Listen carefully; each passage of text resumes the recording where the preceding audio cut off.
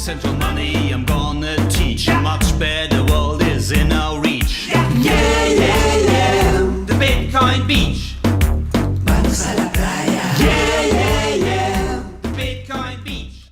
All right, what is up, everyone? I am Charlie Shrem, and you are listening and watching another epic episode of Untold Stories, where twice a week together, we get to dive deep with some of Bitcoin's longest OGs, old guard folks, those who have been around since the early days, crypto's most influential leaders, politicians, executives at major corporations and in the industries that want to start being overtaken by crypto to really understand how this movement came to be. And I like to weave a nuanced narrative of the friends that I've made over the years, the people that I know, and kind of some of the things that, historic, memorable watershed moments in history, and kind of how we can learn from them and predict, how things are going to be built in the future.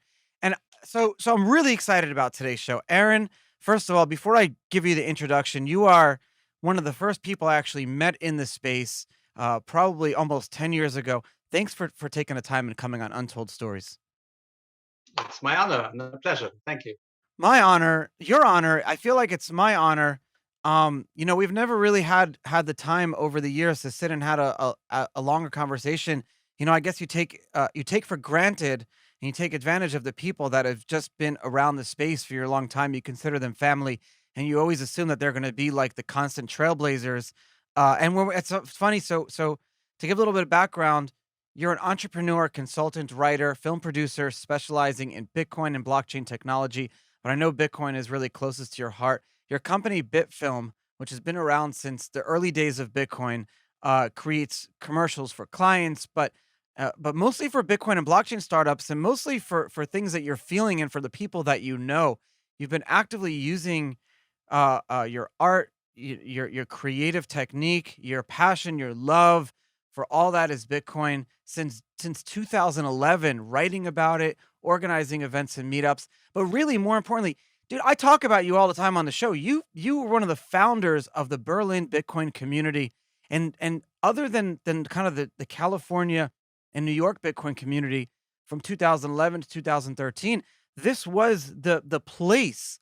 This was the place where kind of everything came to be. This is the location, physical and digital. That whole community, the author of many books, like A Beginner's Guide to Bitcoin and Austrian Economics and Crypto Coins, Investing in Digital Currencies. You have a master's.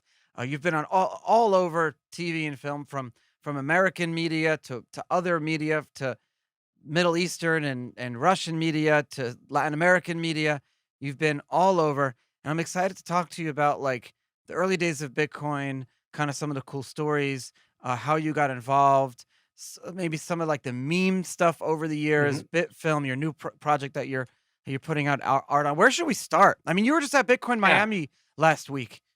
How was maybe that conference compared? It was great, but you said I'm one of the founders of the Berlin scene, and that's not quite true. I mean, there's some people, that the very first place where you could buy things for Bitcoin, like real things, a brick and mortar business, that was the Room 77, and that was founded by Jörg, and he was kind of the founder of that. And I came in later. Then we did like film shows and all the meetups. So what I started was kind of a Satoshi Square, which I copied from New York. Yeah, I was in New York seeing the Satoshi Square and said, let's do. You can't really Berlin. copy something. In hindsight, you didn't really. Yeah, it was 2011 or something. Back then we were copying everything from each other.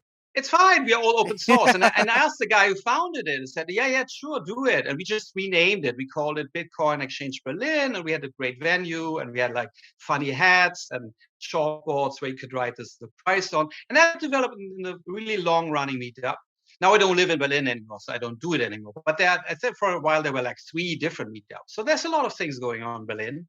Used to be. Maybe now it's a bit down to all this corona shit. Yeah. But Berlin was interesting. Now I'm more in Mexico, and I'm very often in Miami. Yes, and I was in Miami last week at the big thing. And it was very impressive how this evolved. I remember my very first conference. It was in London. There were like maybe 200 people. They were all nerds, and I didn't understand a word. It was very geeky, very tech. And now it was 25,000 people and lots of investors and suits and broad mix of people, even women. So it has evolved. I guess you were at this very first Bitcoin conference in New York City in August 2011, right? Satoshi Square is actually a really good way to Yeah, describe kind of those physical meetups that were going on back then, because they weren't like meetups in yeah, the true. sense that you'd all meet around the room. They were also like little economic markets in a way where people were buying and selling goods for physical Bitcoin. Satoshi Square operated around like that's where I actually sold Fred Wilson his first Bitcoin in that Hmm. Satoshi Square. So and that was where in the New York Wall Street Bitcoin, you'd have the guy, he was up every day, like, you know, he would be announcing, "Oh, I have a seller of 10 Bitcoin for $100. Oh, do I have a buyer for $110 for 10 Bitcoin? Yes, we have a buyer." And it's like Yeah. every day there was a guy with the bow tie. And but those worlds still And exist, right? really, Like Bitcoin Beach. well, Bitcoin Beach is a different story. We can talk about Bitcoin Beach, but back in these days, we thought about how to differentiate. How can you see who's the seller and the buyer? And then we came up with these bowler hats, as you have them in the city of London. Nobody uses them anymore, but we bought some bowler hats, and the sellers who sold Bitcoin, they would wear these bowler hats, and they would have like little chalkboards to write their price, so people could go around like on the market. And of course, TV teams, they loved it because it's so old-fashioned, so analog, so anti-digital.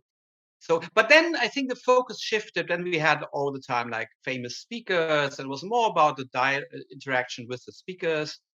And yeah, people always bought and sold Bitcoin, but then also you had all these exchanges. So the main purpose kind of focus, the focus shifted a bit. Yeah.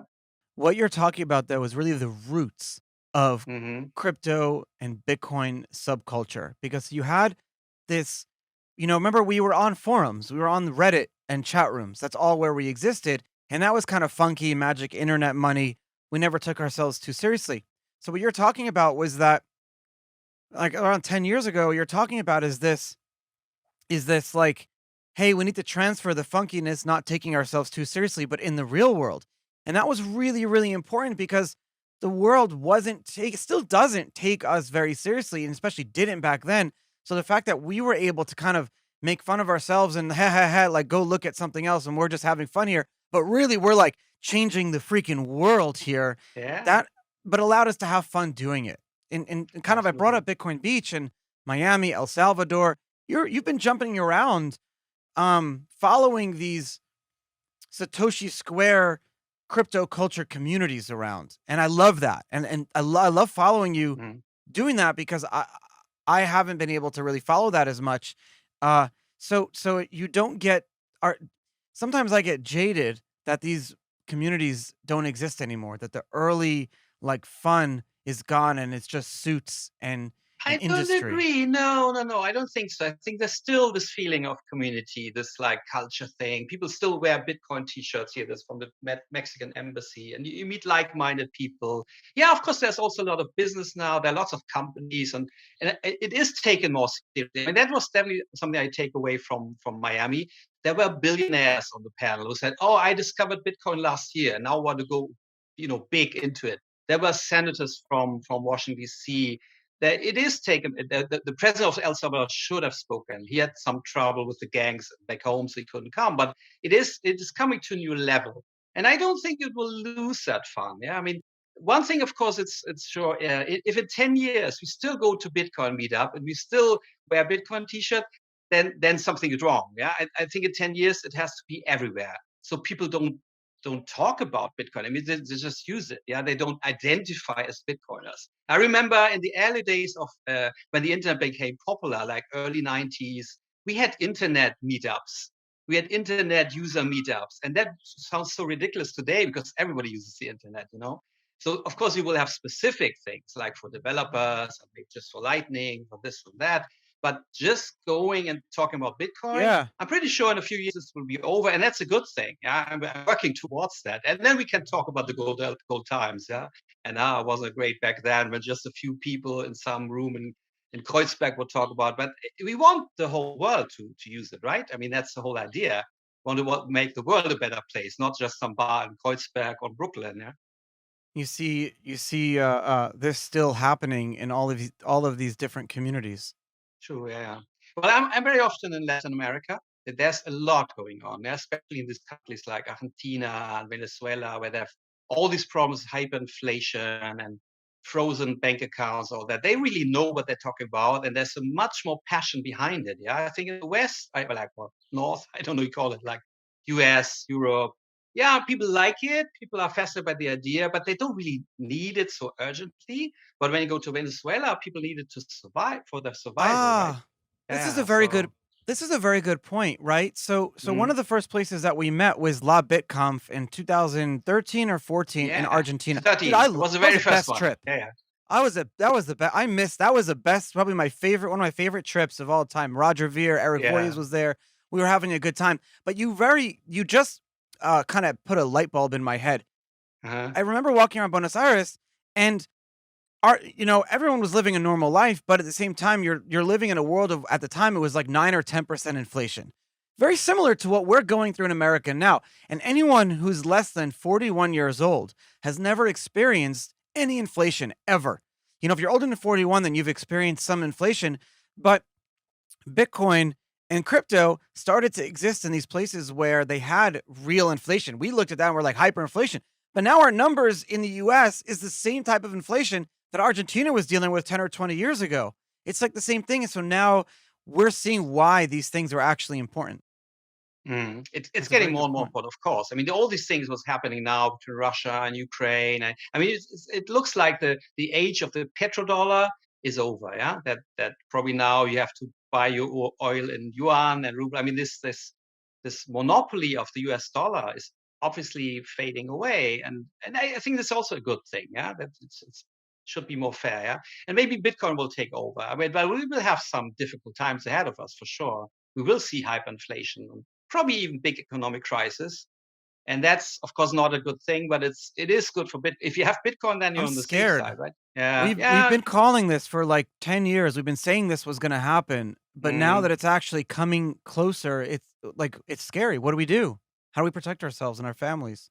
No, well, I think we are okay, right? If you have Bitcoin, if you know how to protect that and your wealth, you're okay. But most people don't. Most people still have money on the bank account and savings. They still trust the government, and they will have they will have trouble, of course. And all we can do is educate, yeah, and warn people and say, hey, get your money in Bitcoin. Don't keep it on some exchange, but get a hardware wallet and make sure that you really own them. Then it's like having gold when there was inflation in Germany in 1923, when one piece of butter would cost a few billion Deutschmarks or Reichsmark.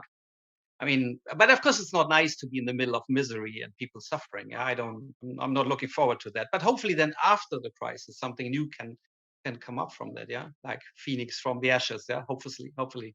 I want to read an article. I want to read a Hmm. quote that you had from 2014. You said, Okay. in 20 years, we will use Bitcoin as naturally as we use the internet today. That was eight years ago. How do you feel about that quote now?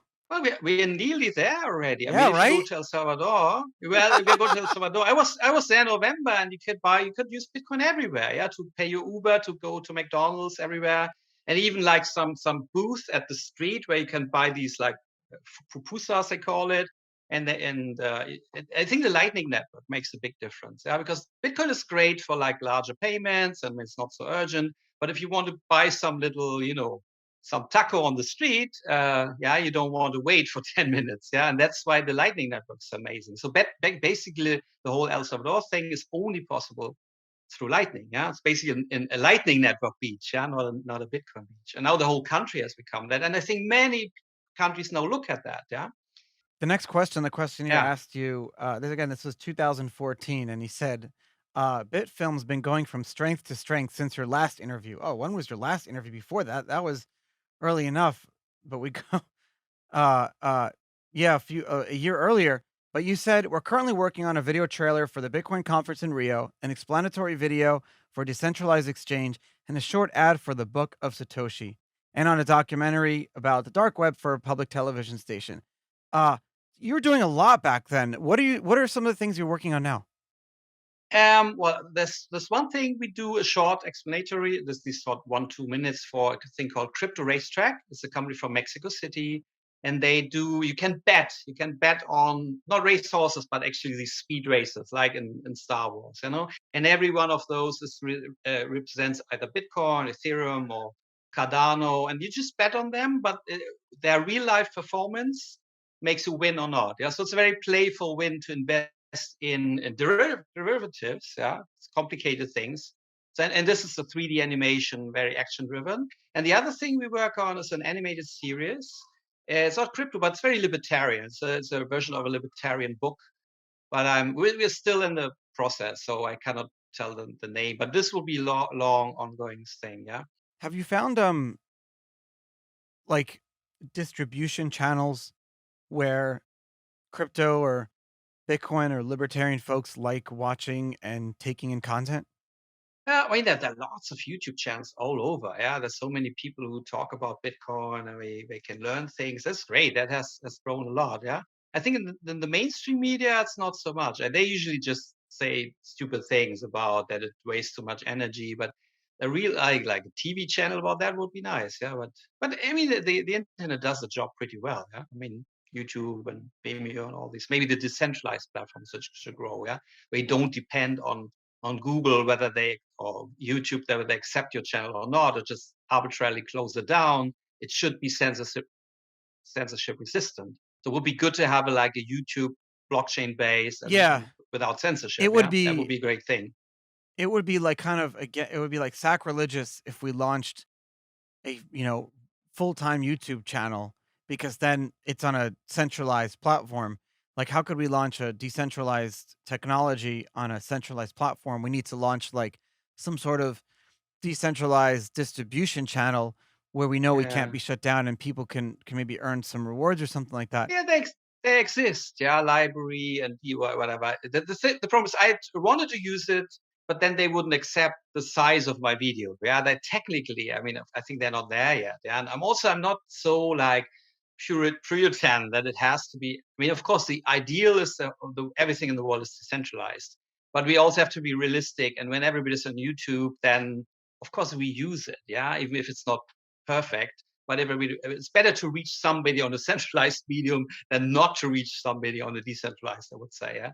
So same with El Salvador. I mean, in a way, it's totally against Bitcoin that the government uh, issues a law saying now Bitcoin is legal tender. Now we have to accept it. I mean, they're not so strict in that they really enforce it, but it's totally against the idea of Bitcoin. It should not be top down coming from the government saying now you have to use Bitcoin. In El Salvador, the funny situation is that the people who are against the government now they're against Bitcoin because they see it's this thing from the president. We don't like the president, so we don't like Bitcoin. So absurd. Usually, people who don't like governments and the state they are for Bitcoin, and in El Salvador also the other way around. But still, I think it's good they did it. It's a great But PR where's thing. the People look at line? it, yeah. Where's the line? Like where do we draw the line of say like the ends justify the means? And that's kind of like now I agree with you. That's almost like when I Mhm. heard about the El Salvador thing, I was a little bit like why would we advocate for the government to pass a law to force people to use Bitcoin? That's so against everything. The reason I got involved, I remember the first thing I ever learned about libertarianism and Bitcoin was one of my friends, Zach Harvey, in 2011 told me, Charlie, we're not going to end the Fed. If you ever meet someone that says Mhm. end the Fed, walk away. He said, we're going to transcend the Fed. And what he meant Mhm. was, let's build a better one and then people voluntarily come and use ours. That's kind of the way I believe things should be done. Absolutely. I know, I totally agree, but I'm also a pragmatist. And it's better that, I mean, True mostly story. governments they block the way. They come up with all kinds of stupid regulations and they ban it. So I prefer prefer no government, of course. We agree on that. But if there's a government, and that's the reality, it's better that they have Bitcoin friendly laws than, laws that ban Bitcoin or whatever, yeah, go into our privacy. So, and what I like about is when I think there will not be so many like nation states accepting Bitcoin. I think that's would be a very slow. I wouldn't expect that. I mean, I know some things happen in Honduras and in Mexico and Brazil. There are politicians who now want to like position themselves as a Bitcoin friendly people. And okay, why not? Yeah, better have them as friends than as enemies. But the real movement will be in special economic zones, free private cities, more like bottom up. Yeah, I think I'm working with this guy Tito Skebel, who is the man behind the free private city movement, and they are working. They're talking with governments. Yeah, they're not What against is the free governments. They private city movement? I never heard uh, of this before. okay, yeah. The idea is to make. I mean, people want to live together, and they need some things. They need some kind of police, some kind of jurisdiction, all that. And the idea is, if you leave all these things to the government, they will not work. If you have it in a private company, where you have a contract with a company that runs the city, but you can also, if it doesn't work, you can sue the company on a higher level of a court. You have a real contract. You're not just some kind of slave, yeah, but you're a customer. So it's the idea of a free market principle applied to politics in a way. And it starts with special economic zones, which are a bit more than economic zones. They have their own laws. So, for example, in Honduras, they changed the constitution, so it's possible to create these so-called sedes, and they not only have like certain economic factors, which you This have is in very many cool. places. I love it. I love it. I think that's the way. Yeah? For instance, there's this guy Vik from Czech Republic, and he tried to find this place between Croatia and Serbia, Oh yeah, I and remember. created Liberland. Yeah, Liberland. that's of course it's a cool idea, but as a matter of fact, he fights against the government. He cannot never enter, goes into jail. So the free private city people, they are more like, hey, we talk with the governments and we convince them to give us that land, and we tell them, hey, this will attract interesting people, interesting investors, companies. Yeah. I Mhm. think realistically, because I spent a lot of time talking to so unfortunately we like, and you've learned this being, spending time in Miami, El Salvador, all over Germany, everywhere, is that we look to like these like presidential politicians as affecting our lives, but really it's the local politicians, it's the city councilors, the commissioners, the council, people, the mayors, it's those people who are directly city commission. We elect them directly, and they directly Mhm. affect our lives up to like a state governor. Really, is like after that, or county and state after that, or whatever the equivalent is in the world. Spent a lot of time talking to those people, and they understand that people do want more efficiency. In fact, there's an island here, Siesta Key, that there's a lot of people that live on that island. It's a huge island, and Mhm. they're like a quasi. They're not a city. But they're in the county, but they're stressed out because they're not getting enough representation in the county government. So they proposed to the governor this new, I was very impressed, this new model of government called a hybrid light government model, where basically Mhm. all government contracts are outsourced to either private companies or other counties. And what he was explaining to me, he said, these ideas are great, but the problem is when it comes down to like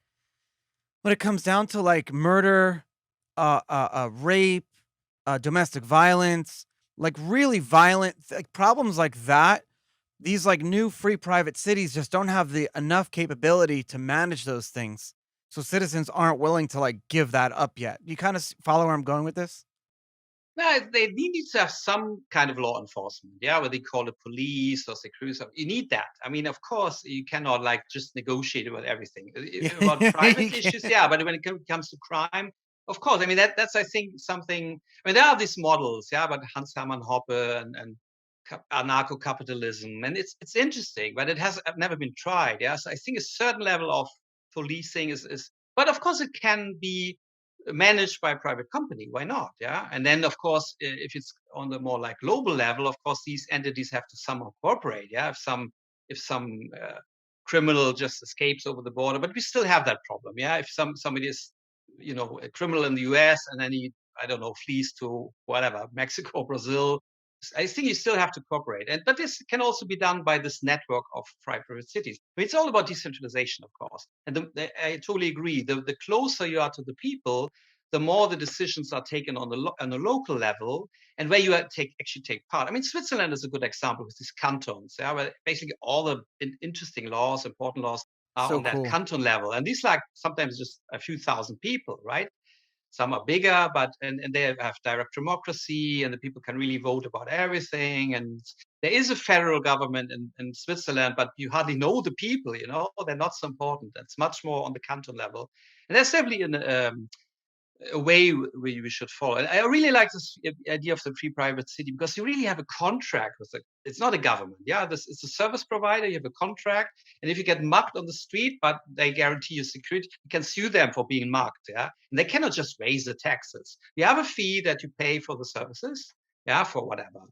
The fire brigade and Yeah, all I'm the on the police, website all the now. things. Yeah, yeah, they're good, and they have several products. In Honduras, something in Africa. I cannot name the country yet, but it will be disclosed soon.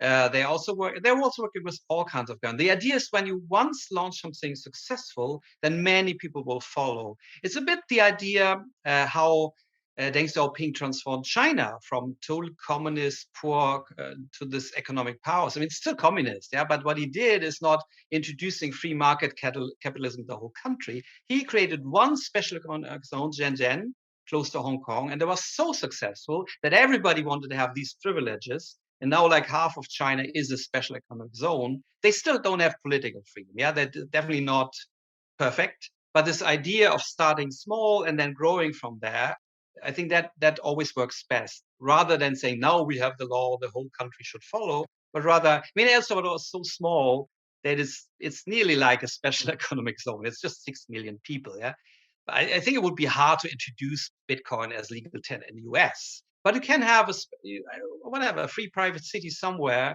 and they use Bitcoin everywhere, and they use blockchain technology, and then everyone say, "Oh, that's great. We want to have it too." Yeah, I mean, leading by example, that would be the idea. It makes me think about what we are because I identify as a Bitcoiner. I don't identify as like a lot of times as a someone who's so much in the crypto industry because that has all of its different digression paths where they go off. I'm talking about like the meme subculture that we started and I'm talking about all these things that you and I identify with from free private cities to full decentralization to fairness. Uh and then at the same time it almost makes me think about how like maybe Bitcoin is the NFT. There's only 21 million ever Bitcoin and this kind of culture over the last 10 plus years that has been developed. Do you think about that? Do you think about what is this culture? What are you where you fall into this kind of whole Yeah. larger picture? Do you say to like Ich bin ein Bitcoiner or whatever? Yeah. Well, yeah. I mean, that's what I'm working on. This exhibition about crypto culture. Just this thing. Of course, Bitcoin is fungible. Bitcoin has to be fungible because it's money. Yeah. Every Bitcoin is good as any other. Every Satoshi is good as any other. The idea of non-fungibility only applies to things that are kind of unique or scarce, like art or maybe real estate. So there is a use. Definitely, there are lots of use cases for NFTs, and you can build NFTs based on Bitcoin. There's the RSK sidechain on top of Bitcoin. You can do everything you do with Ethereum based on Bitcoin. There's a There's project all Carnival that you were possible. telling me about earlier. Yeah. Yeah, Carnival is one of the examples, but there are lots of DeFi companies now working with Bitcoin. I mean, of course, you have to have this tag. You have to. Bitcoin directly doesn't do smart contracts. You have to have these so-called smart Bitcoins for it. But it's totally connected to the Bitcoin network. It's secured by the Bitcoin network. There are no extra nodes, there are no extra miners. It's all the Bitcoin nodes. It's really kind of a second layer to that, and it works pretty well. And it's for me, it's very convincing. So now we have the fire brigade here. Okay. Um, We can't have a free economic zone without information being free because hmm, and that's what confuses me. It's like you have politics and you have all these free economic zones, but then without free information, media companies or large governmental organizations, whether they're like non-governmental or they're like quasi-governmental because they're capitalistic or economic, they will put people from one side to another just for financial incentives. And so you don't have the freedom of information. Things like the Brooklyn subway shooting shit happens. Now I'm gonna get emails, hmm. people saying, ah, blah blah blah. You're minimizing. It's like, yeah, clearly. Yeah, there will always be criminals and bad people. I think we cannot totally avoid it. But of course, we can organize society in a more efficient way. Yeah, definitely better, not like the government way, but more the free market way. I think it leads to much better results. I mean, history has always shown that. But of course, it's not perfect. There will always be crazy people and people like I don't know shooting and yeah, we can't just minimize that. Yeah, but But we want to talk about the crypto culture thing, and that's something I want to celebrate. That we have this Hey, how do we exhibition. do that? Yeah, I want to celebrate yeah. it Well, too. there are many things. I mean, of course, every conference, every meeting is like an expression of this crypto culture. What I mean by it is like, of course, this passion for it, and it shows in all these things that, you know, expression like hodl, to the moon, or when Lambo, or the honey badger as a mascot, or the alpaca, whatever. So there's a huge culture already, yeah. And words, I have orange pilled them. You know, who would understand that normally, yeah? So there's a huge culture, expressions, visual things, and we have this art exhibition, and we'll start soon. It will start in Tulum and in New York City, and then we'll travel to Buenos Aires and Sao Paulo and other places. And we have artworks, and some of them we will sell as NFTs. Not all, some are already sold. Some are classics, you know, like Hodl by Crypto Graffiti, which is on the cover, and all these things. I think maybe I can show the book Wha- later, but I show you the catalog so you have an idea. So this is the Hodl by Crypto Oh, that's Graffiti, so cool. which is a physical piece, and of course it's we will not expose this. We have just an image of that, but we have all kinds of images like, you know, the this is a T-shirt. The honey badger is the famous honey badger invented by Roger Ver, or orange pills by Lucio Poletti, who lives in Mexico. The Bitcoin Pizza Day. You know, we even have these rituals like eating pizza on May It's so beautiful. 22nd. And so this is a statue of Satoshi. This way of Satoshi. Normally Satoshi is portrayed like this of the guy from Los Angeles. I once interviewed him at one See, of the my BitCon. listeners, this is why So you should they'll, be watching the yeah, show. He's showing yeah, like beautiful art by Lucio Paletti and the hodl, and oh, yeah. that's gorgeous. It's a To the dollar bill with moon. Bitcoin art over it and Yeah. colors and Oh, you have gray all and that. This white. is a I love whole. that the So hodl thing. Someone needs to make that a statue yeah, somewhere, like a real life statue, like in it Crypto is. It City. is. It's a real life object, but I think somebody bought it. We will not be able to expose this thing, but it's on the Oh, cover, of that's course, so and cool. we will do it in New York City. It will also be online, of course. It will be on Carnival Art. You can buy the NFTs, but we want real life events. We want events where people can come together. Maybe have some talks. Maybe you can come and give a talk about your experiences. Let's talk about that later. And we do a Crypto Fest in Tulum in Mexico in May, and there we will kind of show it, but also in big cities like New York. So, and the idea is, I mean, now everybody's talking about NFT and crypto art. A lot of crypto art is already using these things. You see all these Bitcoin logos on Honey Badger. It's not that we invented that. We just try to only select the good ones. Yeah, because there is a lot of Ah, crap out there. Yeah. So, and then on the one hand side, of course, it talks to art lovers. Yeah. But the main idea is that we use art to express these, you know, the crypto culture, and tell people about what it's about, and why the pizza day, why hodl, why to the moon, what does it mean? Because for us, yeah, for you and me, this is like we grew up with it in a way, or we grew old with it, depends on the oh age. no, we didn't grow But old with it. We grew up with it. We're still young. yeah, you grew up, but okay, I discovered a little later in my life. But anyway, for us, it's natural. That's what I mean. And for most people, hey, hodl, honey badger, what are they talking about? So that's the idea of this. This is a catalog, and it's also a book. Can buy it soon at Amazon. Now at the moment, still only from me and at the exhibitions.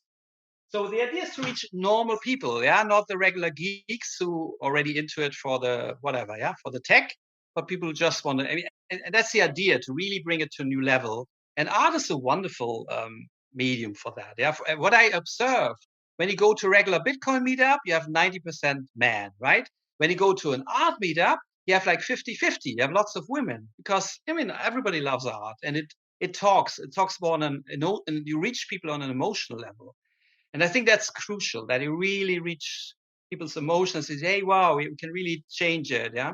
Well, I mean, that's a good thing about art. I mean, I'm a bit skeptical about this whole hype about the NFTs and crypto art. I mean, this will probably be over. Yeah. People only talk, he sold it for so and so many million, so and so million, and all these like crypto punks and bored apes. I mean, that's not very exciting to me, honestly. Yeah. There is great art out there, and I've already met so many really cool artists, and the good thing is they can now maybe not become rich, but make a living on it. Yeah. For instance, I have a friend in Mexico. He's not a super famous artist, but he every now and then he issues some art, and then he sells it for a few $100s. And that's a lot of money in Mexico, you know? So I'm not talking about the big guys who then sell something for 50 million. Fine, yeah, that's okay. It's nothing wrong about it, but it's more that a normal artist, he's maybe not a star, but he can reach his audience. He gets the money directly, and he can also benefit from the secondary sales. Because if you get more famous and your artworks then get sold from the gallery to another gallery or museum, you get nothing in the old world. But in the new world of NFTs, you can get the royalties of every sale. And that's fair because it's the artist who should benefit from it the most, I So would you have say. this, yeah, it's like give you the perfect example. I was in a that's it's a brilliant, brilliant, brilliant way to explain NFTs. And so for the same reason Bitcoin became successful, that is exactly why it'll be successful. A few months ago, I was walking in a flea market in Tampa with my wife, and she saw this. Someone drew this like similar to like Sailor Moon style art, which Hmm. which we love, of some like a couple that look like us, and she was Hmm. selling it as like a 1 for 3 NFT. Like there was only three of them, and it was digital drawn art. Okay. And so Courtney was like, "I really want to buy this." So we paid. It was like $100 we paid for the NFT, and Hmm. I've been talking about this NFT a lot. And this artist, who I totally forgot her name, I've no memory, is now becoming Hmm. more popular because people are checking my NFT address. They're seeing who she is, and they're checking out all of her other art. And she's just a local Tampa art. But now, when people are buying all of her stuff, which again is not expensive, she'll make $1 for every time someone does a sale or whatever because it's all on the Yeah. blockchain. It's exactly why. Perfect. Yeah. It's perfect. Yeah. I mean, I think people should not expect to like just go on some platform and mint an NFTs and suddenly get rich. I think it's not about the quick buck. Yeah. But it is about fairness. And it's not only these few 1% of superstars get the money and everybody else has to drive Ubers or wait tables, but that you can make a living. No, that's the reality. Yeah. No, Most it's I'm artists laughing are out of the nervousness. It's starving sad. artists. Yeah. It's not, I mean, I think if you do art, you don't do it for the money. You do it because you want to do it. But then it's only fair that if you do something great, that you also get paid for it, yeah.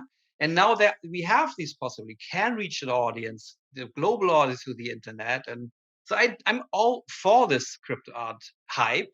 But as every hype, of course, there will be disappointments, and maybe people go on the platform and they never sell anything. They had to pay all these high gas fees, and well, we have to be realistic as well, yeah. But that's why what we do is we want to cooperate with established galleries. We want to talk with the established collectors and make the connection between this new up and coming artist. I have this young artist. I think he's from Venezuela. Never met him in person, but I represent him, and he's Max Crypto Head, and he's doing these portraits of crypto pioneers. I think you should be in it too, yeah. But we have this series here, David Shaw. Can you Oh, I see heard this? about this. Yeah, Yeah, yeah. 21 We had heads or something. exhibition with that in Miami and in Mexico City. And here's, I think this is Satoshi. Of course, a fake Satoshi from the Yeah, yeah, newsfeed yeah. cover. Yeah. So I love how that's one of the artists. Dorian became like the face for fake Satoshi type of thing. Yeah, he became. Yeah, He's he's a from nice guy too. Pierce and Alfani. So, and now we have. We in the future we want to do is this voting. Here's we even Vitalik, so we're not Bitcoin maximalists here. Diego. So that's one of the series we will show, but we also did that before. And it's good so people learn because not everybody knows these people, but they are the giants who, I mean, Satoshi was standing on the shoulders of a giant. Now there are more and more people doing great stuff. Yeah. I think you were on the short list. I think you were on the Yeah. short list. But then I don't know, somebody else was on. But I think you still have a chance, yeah? You have a great story to tell, yeah? One of the things that really attracted Yeah. me to this world was I was coming from a very very religious community when I was younger, that where there was almost like ulterior motives for like why people like you or why you're involved in things, and you just like you're always having to second guess yourself and other things, and if you didn't fit the mold. And one of the Hmm. things that attracted me personally to the early Bitcoin community was this fact that people either loved you or hated you, and they told you Hmm. why. It was like very no ulterior motives, because you almost had this like this you had Satoshi, who at the time, you have this anonymous coder who never realized monetary gain or social clout from his invention, and so that kind of followed the ethos of that early Bitcoin community. And I Yeah. like growing up, say growing old, in this community where it's like what you see is what you get, and telling people straight shooting, and at the same time, like, if you're veering off your path, people will bring you back in. And I've lost that a little bit.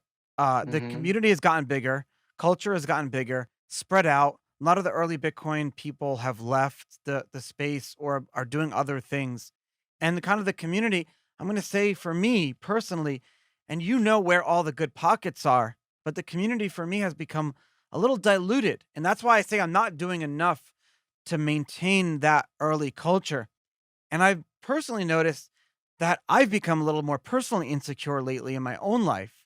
And I like to talk about it because it helps Mhm. me. Uh, and people say, Charlie, how could you be insecure? You spent like 2 years in prison. But no, I definitely still have a lot of insecurities. And I think, and someone hit me on the head the other day, figuratively, and said, Charlie, what are you doing for yourself? And I think that's my problem is I haven't been doing enough for me personally, not for monetary gain. So maybe this could be something that I want to get back because this is what I love. This is why I got into. And back then we weren't making any money with this thing. We were we were starving artists ourselves. Yeah, yeah, true. Yeah, of course, there are all these issues now. I mean, how to cope with that? I mean, I think with when you deal with Bitcoin, you could all the time run around with the bad mood, saying, "Ah, I should have bought then. I should have invested. I shouldn't have sold." All these stories, you know. I recently gave a talk about this kind of how to deal with these all this disturbing emotion that can come up. Yeah, I mean, all the Bitcoins that I sold in my life that now would be probably millions, and I don't have them anymore, and of course, I could be unhappy about it, yeah. But I learned to somehow cope with this emotion. Say, okay, it doesn't matter if I should have this, I should have done that. And I mean, for instance, I in Jörg's room 77, and when I was there the first time, I bought a burger and a beer for 5 bitcoins, five and a half, I think, yeah, which I earned from doing some libertarian publication, yeah. So that's I earned those bitcoins. I didn't buy them. And I sold them, and now I bought the burger with that, and it was a delicious burger. And now, of course, 5 bitcoins, like $200,000 for a burger and beer, sounds like crazy, yeah. Not Yeah. as crazy as the pizza story, but and of course, people ask me, "Hey, aren't you sad that you're now as rich as you could be?" But I said, "No. I mean, I live in the moment. I met lots of amazing people. Yes, so I had to sell lots of bitcoins in my life. There was no other way around. And of course, I could be all the time unhappy of not being a billionaire, not being able to buy a Lambo every week or so. But I don't need that. You know, I prefer to be like early in the game. And on the other hand, if people like you and me hadn't spent these bitcoins and bought 5 bitcoins for paid five Yeah. bitcoins for a burger, then the whole economy wouldn't exist. If everyone is just only holding, not doing anything, money has to circulate because it makes sense to hold. But on the other hand, also you want to spend. So, for instance, my company is totally 100% Bitcoin. Our clients pay us in Bitcoin. I pay my animators and musicians and voice talents in Bitcoin. And we are totally in that, and that's the way it should be, I think. Yeah, there's this whole idea of I cash out and I change my Bitcoin for dollars. At the moment, it's unavoidable, but it should be there that only Bitcoin rotates and only Bitcoin circulates. And I think Lightning will definitely help, yeah, so that you can really buy small things, a coffee for I don't know $2 3 on the street, and really there. But it needs to be used as money. Yeah, the whole idea of digital gold and store of value, for me, it's not enough. Yeah, we should really make people use it every day, Yeah, we and should. yeah, And and not think about relationships. now I pay coffee with it, and maybe next year I could buy a Lambo with it. Yeah, I mean, if you think like that and you would never spend it, makes no If sense. I no mean, it's one good to spent say. any Yeah, yeah, if no one yeah. spent it, that's what happened though. As people started buying it, they started hodling it and the Mhm. community dissipated because back then it was all about spending it. Why were people coming to Yeah. Satoshi Square, the Bitcoin Berlin Exchange? Why were people coming to my nightclub EVR? Remember that? Like to Mhm. spend Bitcoin because there was about spending it to be within this community and relationships. And if I asked you over the course of your life, your short life so far, what are the one thing that has made you happy and the thing that has made you sad when you lost it? It's not money, it's relationships. When I'm light on Absolutely. relationships, when I only have relationships with one or two people, I'm like, I'm not, I'm, I don't know where I belong in society. But you have a lot now. If you use money to create amazing relationships, you can go around the world and meet monks in China to Arctic, explorers in Antarctica. That makes you happy. That's great. But it's for me. That's why honestly, like I looked at prison. And I made some of the best relationships. That didn't cost me anything. It cost you, it Oh, cost wow. taxpayers money, actually. Not mine, but well, the thing about the community, of course, you're right. If the community grows, it isn't as cozy anymore. You don't need. I mean, now in Miami there were 25,000 people, yeah, and most of them, of course, I didn't know, and you can feel lost. Yeah, think, oh, the good old days when we were like with 20 people, room 77, oh, they're all gone. But no, I don't agree. I think it's totally fine that it grows. And yes, there will be like the boring suits and the lawyers. Okay, yeah, they're also there. And there will be scammers, and there will be people who want to steal your money. And that's even the sign that's really there's a value in it. Of course, you have to take care. And it is annoying, yeah. All these people who like. Do you also have all these impersonators that send message to your friends and want them convince them to invest in some scams? Yeah, that is embarrassing. Yeah, if somebody uses Yeah. your image and your name, I don't like it. But then I think it's We inevitable. should But the co-write good we thing should is, co-write a book where it's like we're yeah, teaching people the early days of Bitcoin, but also why we personally got into it. And, because we follow all these social, economic, relationship reasons, and people will come out of it with more positive mental health, physical health, and maybe monetary health and stuff like that too, but yeah. And also some good stories. I met many brilliant people. And honestly, there are the people who just go for the quick buck. They ask, hey, how can I make money with that? But these are not the people who do interesting things. The people who really build stuff, the people who really do amazing things that have a meaning for the Bitcoin. They are all driven by something else. I mean, it's fine to get rich. Yeah, everybody likes to be free and have money. But most people I know, I think all the people I know that really have some important function in the Bitcoin world, they're all driven by something else. They do want to make the world a better place. They maybe they come from Argentina. They see the slums. They want to do something for the people. They want to help the unbanked. They are for social inclusions. And these are the people I relate to. So I don't really care. I don't know any. I don't have any scammers in my. But there are good people who are perhaps this, and that's the great thing about Bitcoin. It's not this either or. Oh, Either yeah. you're like socially active, but then you're poor, or you're like rich, but you're like kind of a shark, and you're like, no, you can make really good things that really make the world a better place and get rich by it. And there's nothing wrong about it. And I don't know any other movement where it's so obvious that these two things are not a contradiction but go together. So I'm more optimistic about the development of the Bitcoin community. I think even if it grows, there will still be people driven. I mean, for instance, there was this guy in Miami. He built up. I think he was the CEO of Sprint and all kinds of business. Yeah, and he said he discovered Bitcoin last year. Like he's not early stage, but of course he's a billionaire. He's an investor, and he was totally passionate about it. I mean, all these new people who just discovered Bitcoin very lately, they have that same spirit. Yeah, it's not that now everybody's only in it for making a quick buck. No, they invest, but they also want to fix problems with Bitcoins. Yeah, Actually, you can argue that during the bear markets is when people really, develop the love and the spirit of Bitcoin and crypto because that's when it's not about monetary gain. exactly. Yeah. So, and if you go through the Bitcoin Yeah. winters, and then you deserve the spring and the summer. It's true. Yeah. That's another Yeah. thing. It's like, what does that mean? Yeah. People don't understand. What's a Bitcoin winter? That's another like term. It's all Oh these yeah, meme it's culture. missing. It's missing in my exhibition. It's true. Yeah, yeah. I mean, the winters just means like it's cold, not much is going on. Yeah, and spring is when everything blossoms. And I don't know where we are now. It's kind of like so static, right? We're all hovering around $40,000, and something goes a little up or a little down. We don't have the big curves pointing upwards like end of 2020 when it grew like crazy. Maybe for the But it's better. okay. Yeah, Maybe for the yeah, better it's because okay. Satoshi, I spent a lot of time really reading like every single word that Satoshi ever wrote. Like every Hmm. email, every message, rereading messages that I was in those chat rooms and stuff, just rereading everything. And I think Satoshi, the one thing, if someone said to me, what do you think Satoshi didn't expect? I don't think he Hmm. expected it to happen this fast. I think Satoshi actually set out like certain key checkpoints in the year like 2035, the year 2140. There's certain curves and mathematical, like he actually knew that volatility would be crazy in the early years. And over time, volatility would wane and go away. And that's when you'd have more stable money that you can build like stable coins off of, but it's happening a lot faster than everyone True, yeah. expected it to be.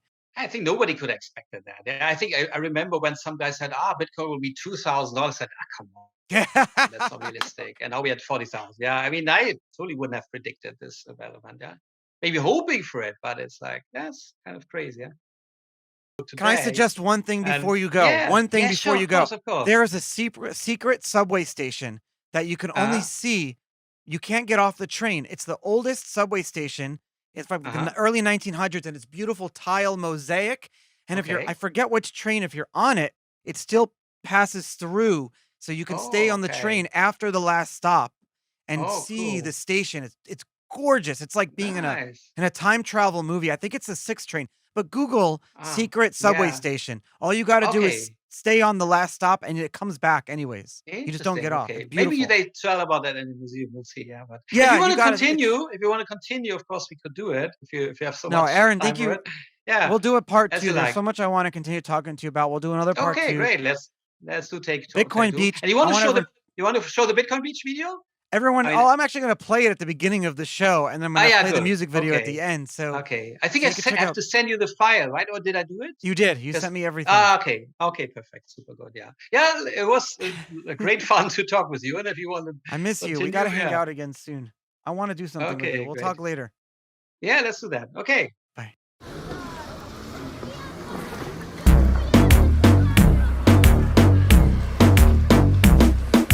Vamos a la playa, the Bitcoin beach, for freedom of mind and freedom of speech. How to use the central money, I'm gonna teach. A much better world is in our reach. Yeah, yeah, yeah. The Bitcoin beach. Vamos a la playa, Yeah, yeah, yeah. The Bitcoin beach. es el momento, dale ya, ya. Over Valenzuela went to Uruguay, got the Bitcoin virus and brought us to his fly. Made a poor little town the latest cry. Now even papaya for Bitcoins you may buy. Yeah, yeah, yeah. The Bitcoin beach. Vamos a la playa, Yeah, yeah, yeah. The Bitcoin beach. es el momento de empezar ya.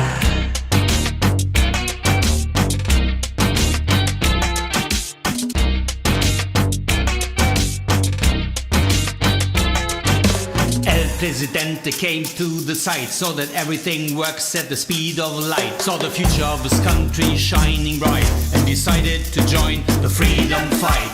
Fight for your right to get rich. This is Bitcoin Beach, not Bitcoin Bish.